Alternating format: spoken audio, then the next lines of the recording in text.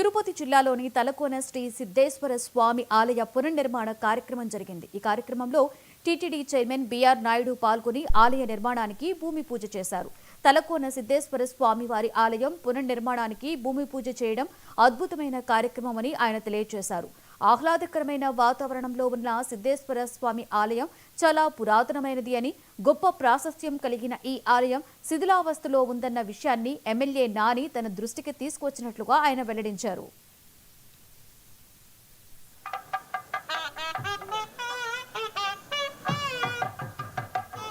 పదైదవ శతాబ్దం సంబంధించినటువంటి ఈ ఈశ్వరాలయం సంబంధించిన సిద్ధేశ్వర ఆలయం భూమి పూజ ఈ ఎన్డీఏ కుటుంబంలో మా పెద్దయిన ముఖ్యమంత్రి నారా చంద్రబాబు నాయుడు గారు సూచన మేరకు డెవలప్మెంట్ చేయాలని ఆయన దగ్గరికి వెళ్ళిన వెంటనే ఆయన ఇమీడియట్గా బోర్డు చైర్మన్ అయినటువంటి మన బిఆర్ నాయుడు అన్న గారి దృష్టి తీసుకునే వెంటనే ఆయన బోర్డులో పెట్టకముందు టీటీడీకి సంబంధించిన యంత్రాంగానంతా పంపించి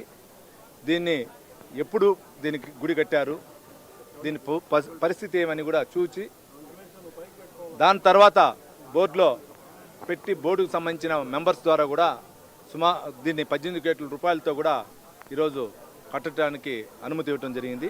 దానికి మీ ద్వారా మా పెద్ద ముఖ్యమంత్రి వారికి, అదేవిధంగా మన నారా లోకేష్ గారికి, డిప్యూటీ సీఎం అయినటువంటి పవన్ కళ్యాణ్ గారికి, టీటీడీ బోర్డు అయినటువంటి బిఆర్ నాయుడు అన్న గారికి, అదేవిధంగా సభ్యులకి, టీటీడీ అధికారులకి, జిల్లా స్థాయి కలెక్టర్ గారికి కానీ, ఎస్పీ గారికి కానీ, మిగిలిన స్థాయి అధికారులందరికీ కూడా మీ ద్వారా కూడా కృతజ్ఞతలు తెలియజేసుకుంటున్నాం.